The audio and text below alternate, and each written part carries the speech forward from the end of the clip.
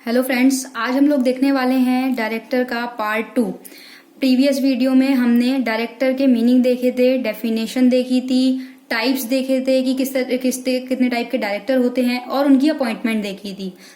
पहली वीडियो का लिंक मैं आपको डिस्क्रिप्शन में दे दूंगी। आज हम डायरेक्टर की पार्ट 2 में देखने वाले हैं राइट्स क्या होते हैं या पावर्स क्या होती हैं डायरेक्टर की, ड्यूटी क्या होती है, उसके कर्तव्य क्या होते हैं, लाइबिलिटी क्या रहती है, दायित्व क्या क्या होता है। तो चलिए शुरू करते हैं। नंबर 1 की अगर हम बात करें पावर ऑफ डायरेक्टर की, यानी कि डायरेक्टर की पावर्स क्या क्या हैं, डायरेक्टर का एक तरीके से राइट क्या क्या है। तो power, generally the power of the director are set out in the article of the company. Company के आर्टिकल में रहता है कि क्या क्या पावर रहेंगी। When these powers are delegated to and vested in the board of director, only board may exercise them. ठीक है, ये चीज हमने पहले क्लियर की थी कि डायरेक्टर एक सिंगल पर्सन होता है और बोर्ड ऑफ डायरेक्टर डायरेक्टर्स के ग्रुप्स को कहते हैं। और ये भी हमने प्रीवियस वीडियो में देखा था कि मैक्सिमम जो है 15 डायरेक्टर हो सकते हैं, बट स्पेशल रेजोल्यूशन से हम किसी कंपनी में ज्यादा वो भी डायरेक्टर कर सकते हैं, तो उन्हें कहते हैं बोर्ड ऑफ डायरेक्टर। ठीक है, the share can not control the way in which these power exercise by the board so long as the board act within the scope of the power given to it. The principle has incorporated in section 179 of the Company Act. इसमें क्या है कि power को जो है delegate कर देता है डायरेक्टर, अपनी पावर को बोर्ड ऑफ डायरेक्टर को, ठीक है, एक्सरसाइज करा सकता है। और इसमें शेयर होल्डर कंट्रोल नहीं कर सकते और पावर को एक्सरसाइज नहीं करा सकते, चेंज वगैरह नहीं कर सकते। ये बात सेक्शन 179 में लिखी हुई है। उसके बाद बात करते हैं जनरल पावर क्या होती है। दो टाइप की पावर होती हैं, जनरल पावर और स्टैट्यूटरी पावर। तो पहली पावर देखते हैं general power. General power vested in the board of director. 179 में कहता है कि provide that subject to the provision of the act the board shall be entitled to exercise all such power and do such act as the company is authorise to exercise and do it. Therefore follow the subject and restriction contained in the act and the memorandum and article of the company. The power of board co-extensive with those of the company itself. इसमें हमें ये देखने को मिलता है कि जो company की ना पावर, हमें पहले बात तो पता चल गई कि पावर कहाँ होती है। उसमें हमने ये देखा कि पावर जो है कंपनी की पावर, शेयर होल्डर्स में कोई भी चेंज नहीं कर सकते। जो भी है मतलब शेयर होल्डर का कोई भी उनसे लेना देना नहीं होता, वो अपनी शक्ति को जो भी चेंज करना होगा वो बोर्ड ऑफ डायरेक्टर खुद करेंगे। दूसरी बात जब 179 में हमने देखी, उसमें यह था कि इसमें प्रोवाइड किया गया है कि जो भी एक्सरसाइज कराएगा वो बोर्ड एक्सरसाइज कराएगा, जो भी सच पावर होगी कंपनी के मेमोरेंडम में और आर्टिकल में जो भी पावर बोर्ड को दी जाएगी वो जो है उसमें चेंजेस वगैरह जो भी होगा वो हो सकता है। बट यहाँ पर 2 रिस्ट्रिक्शन लगा दी, पावर तो दे दी बट 2 रिस्ट्रिक्शन लगा दी। और 2 रिस्ट्रिक्शन कौन सी हैं, चलिए देखते हैं। रिस्ट्रिक्शन, पहली रिस्ट्रिक्शन ये है कि the director can do nothing the company itself can do under its memorandum any such ultra vires act done by the board.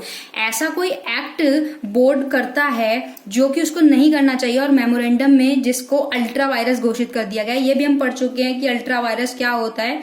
तो जो भी इस तरीके से होगा, वो अगर कोई भी काम ऐसा होता है तो वो डायरेक्टर ऐसा कोई भी काम नहीं कर सकते जो मेमोरेंडम में अल्ट्रा वायरस घोषित हो। दूसरी बात पे पहला रिस्ट्रिक्शन तो हो गया। दूसरा, when acting within the power of the company the power of the board are limited to extend the company has delegated them by its article. उतना ही डेलीगेट कर पाएंगे जितना कि आर्टिकल में गिवन होगा। If they act beyond their power but intra virus, अपनी power के बियॉन्ड तो जा रहा है बट इंट्रा वायरस है, तो वो यहाँ पे चीज देखने को मिलेगी कि अपनी पावर के बियॉन्ड नहीं जा सकते। यहाँ पे एक रिस्ट्रिक्शन, एक चेक है। उसके बाद बात करते हैं, ये तो बात हुई वेस्टेड की। अब उसके बाद बात करते हैं स्पेसिफिक पावर कौन सी है। स्पेसिफिक पावर जो है अकॉर्डिंग टू सेक्शन 179 सब क्लोज 3 में the board shall exercise following specific power दे रखी है। कंपनी के बिहाफ पे स्पेसिफिक पावर कौन सी है, तो कंपनी के बिहाफ पे आप स्पेसिफिक पावर इस तरीके से देख सकते हो कि अब मान लो जैसे कि वो कंपनी है, ठीक है, उसमें कोई भी नियुक्ति वगैरह करनी है, कुछ भी ऐसा काम करना है तो वो उसकी कंपनी की स्पेशल पावर में आएगी। तो इसमें क्या है कि जो भी कंट्रोल वगैरह होगा कंपनी का, जो भी मतलब अब एक तरीके से कंपनी कोई काम करती है तो कंपनी खुद तो काम नहीं कर सकती, तो काम जो है वो डायरेक्टर करते हैं। तो कंपनी का और डायरेक्टर का इस तरीके से एक रिलेशन देखने को मिलता है कि जो भी डायरेक्शन होगा, मैनेजिंग डायरेक्टर वगैरह होगा, जो भी मैनेजमेंट वगैरह होगा वो डायरेक्टर करेंगे, स्पेशल पावर। उसके बाद जो भी डिस्पोज वगैरह होगा शेयर वगैरह का कि कैसे करना है, इशू वगैरह ऑर्डर करने के लिए सब्सक्राइब कैपिटल क्या क्या रखेंगे, सेक्शन 81 में आप देख सकते हैं इसको कंपनीज एक्ट में कि क्या क्या जो भी चीजें होंगी ना वो सारी चीजें यहाँ पे स्पेशल पावर होगी कि कैसे इशू करना है, कैसे सब्सक्राइब करना है। उसके बाद आगे देखते हैं अपॉइंटमेंट दी फर्स्ट ऑडिटर जो होगा with in 1 month of registration, तो वो जो होगा वो भी यहाँ पे डायरेक्टर करेगा। फिलअप कैजुअल वैकेंसी जो भी होगी ऑडिटर की, जो भी रजिस्ट्रेशन वगैरह होगा वो सारा का सारा काम, वो जो सारा पावर है वो डायरेक्टर को होगी। एडिशनल डायरेक्टर ऑथोराइज्ड अगर आर्टिकल के थ्रू है तो वो भी डायरेक्टर के पास पावर रहती है। अब डायरेक्टर की एक तो पावर ये स्पेशल पावर हो गई।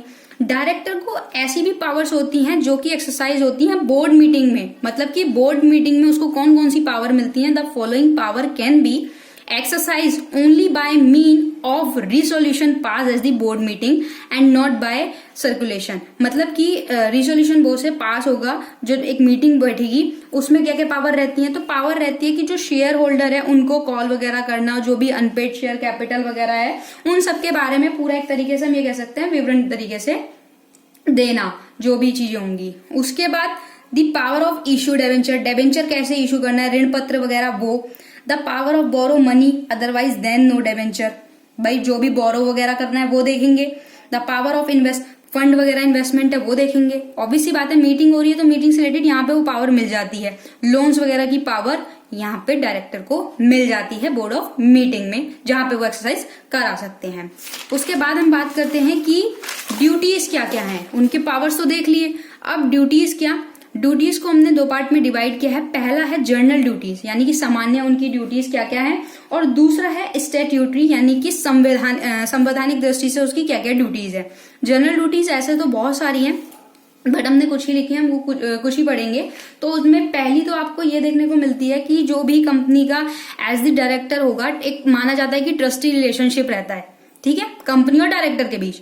ही must perform his duty with devotion, निष्ठापूर्वक तरीके से काम करता है। और he should not use his office, मतलब वो ऑफिस का कोई भी इस तरीके से अगर उसका पर्सनल इंटरेस्ट है, कोई मतलब ऐसा काम है जहां पे कोई वो अपने उस सीट पर बैठे हुए, उस पद पर बैठे हुए गलत तरीके से काम नहीं कर सकता, और ऐसा कोई भी काम नहीं कर सकता जो कि उसके पर्सनल इंटरेस्ट के लिए, और अगर ऐसा करता है तो उसे कंपनी को वहां पे बताना होगा।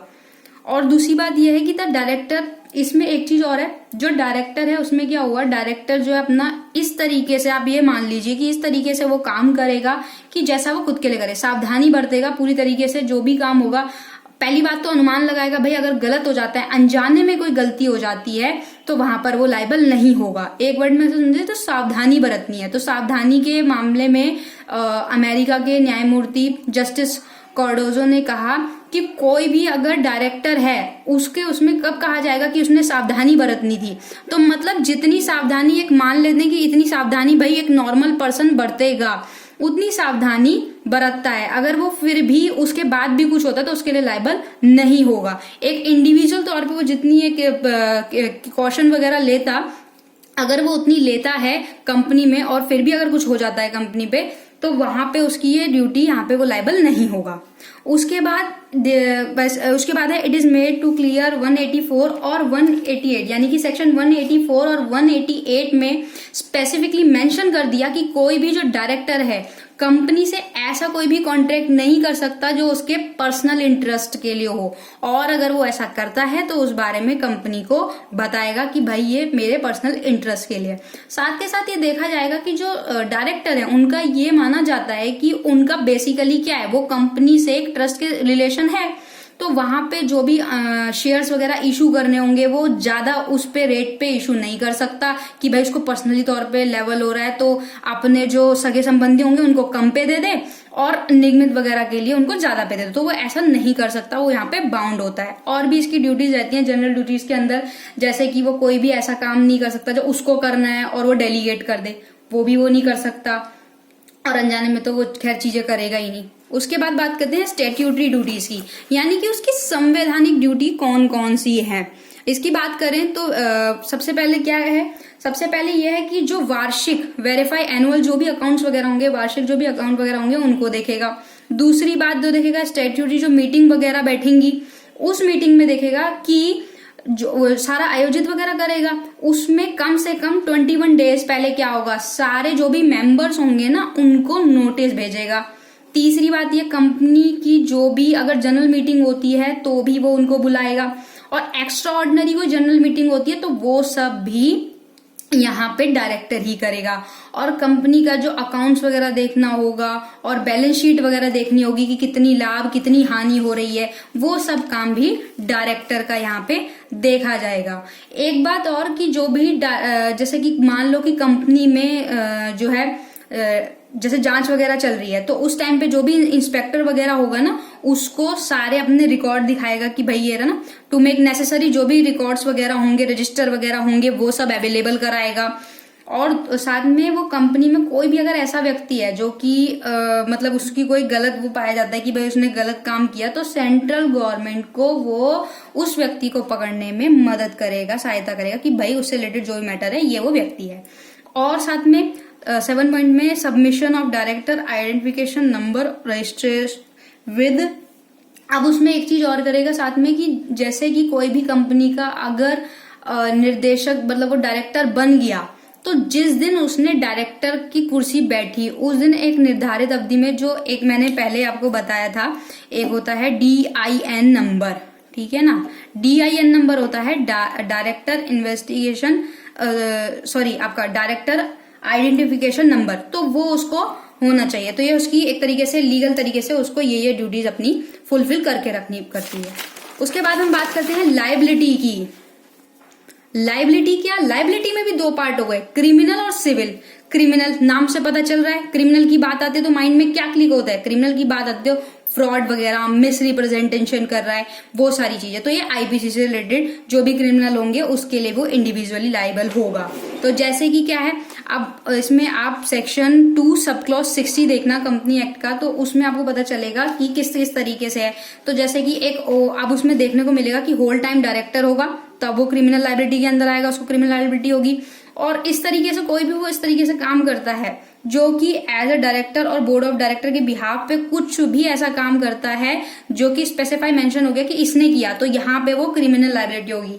Any person who under the immediate authority of board और एनी की मैनेजरली पर्सनली इज चेंज विद, कोई भी वो ऐसा काम करता है फाइलिंग वगैरह का, फ्रॉड वगैरह का, जैसे हमने पहले पढ़ा था कि अगर प्रोस्पेक्टस वाले वीडियो में आपने देखा होगा कि प्रोस्पेक्टस में अगर कोई भी चेंज करता है, मिस रिप्रेजेंट करता है, तो उसके लिए और वो पाया जाता है कि हाँ भाई वो यहाँ पे डिफॉल्ट है, उसकी गलती थी और उसने किया, तो वहां पे वो क्रिमिनल तौर पे लायबल होगा।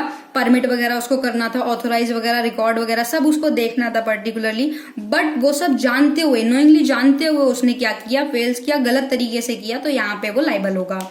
और एनी पर्सन के एडवाइस वगैरह, डायरेक्शन वगैरह, इंस्ट्रक्शन वगैरह जो भी होगी ना, वो सारा काम क्या होगा, बोर्ड ऑफ डायरेक्टर के जो कंपनी के बोर्ड ऑफ डायरेक्टर होंगे उन पे किया। Otherwise that a person who give advice of, मतलब वो ये रहेगी उसकी प्रोफेशनल जो है कैपेसिटी तो रहेगी, पर वो इस तरीके की कोई भी मिसरिप्रेजेंट नहीं कर सकता जिससे कंपनी के मेंबर को नुकसान हो या कंपनी के शेयर होल्डर को या बोर्ड ऑफ डायरेक्टर को भी नुकसान हो, वो ऐसा कोई भी काम नहीं कर सकता। यदि वो कोई ऐसा काम करता है तो यहाँ पे उसको क्रिमिनल लायबिलिटी में उसका यहाँ पे लायबिलिटी फिक्स हो जाएगी। उसके बाद बात करते हैं सिविल लायबिलिटी की। तो सिविल लायबिलिटी में क्या होता है, डायरेक्टर में B liable of the company for ultra vires act, यानी कि कोई ऐसा काम करता है आउटसाइड की पावर, ऐसा कोई काम करता है जो कि उसको मेमोरेंडम में यहाँ पे डिफाइंड है कि आप इस तरीके की एक्टिविटी नहीं कर सकते। अल्ट्रा वायरस कोई काम कर रहा है तो यहाँ पे वो सिविल तरीके से लायबल हो जाएगा। जैसे कि देखेंगे the direction of a company are held personally liable to replace the fund को रिप्लेस ऑफ द कर रहा है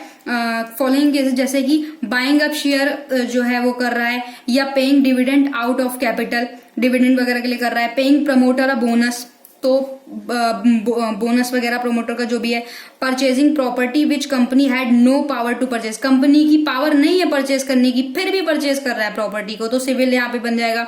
उसके बाद returning capital without reduction in capital, हमने रिडक्शन इन कैपिटल पढ़ा था, कंपनी में रिडक्शन ऑफ कैपिटल की नीड कब पड़ती है कि जब कंपनी उतना अफोर्ड नहीं कर पाती है तो वो कंपनी अपने शेयर्स के वो कम कर देती है, रिडक्ट कर देती है कैपिटल्स को। तो फिर भी वो जानबूझ के उसने रिडक्शन ऑन कैपिटल नहीं किया और रिटर्न कर दिया सारा कैपिटल, वो नहीं कर सकता। उसमें क्या है, डायरेक्टर की आपको मेलाफाइड यानी कि गलत नीयत दिख जाएगी, mala fide miss using of power, अपनी पावर का गलत इस्तेमाल करते हुए दिख जाएगा। तो ये सारी चीजें क्या होंगी, सिविल लाइबिलिटी के अंदर आएगा। ब्रीच ऑफ वारंटी वगैरह कर रहा है, लाइक अदर एजेंट के थ्रू काम कर रहा है, तो ये सारी बातें आती है सिविल लाइबिलिटी में। अच्छा, इसमें एक पॉइंट और है कि लीगल पोजीशन क्या होती है। तो लीगल पोजीशन जो है उसकी हमने पहले ही देखा कि एक ऐसे तो लीगली कहीं पे स्पेसिफिकली मेंशन नहीं है, आपको कहीं कहीं पे मिल जाएगा। तो उसमें लीगल पोजीशन यही रहती है डायरेक्टर की, डायरेक्टर डायरेक्ट करता है, नाम से पता चल रहा है। तो एक बहुत कहते हैं ना रिस्पॉन्सिबिलिटी वाली, बहुत पावरफुल पोस्ट होती है ये। तो आई होप डायरेक्टर का ये पूरा पॉइंट क्लियर हुआ होगा आपको, जिसमें कि हमने लाइबिलिटीज देख ली, ड्यूटीज देख ली, लीगल पोजीशन वगैरह देख ली। वीडियो को लाइक कीजिएगा और शेयर कीजिएगा। Thank you so much.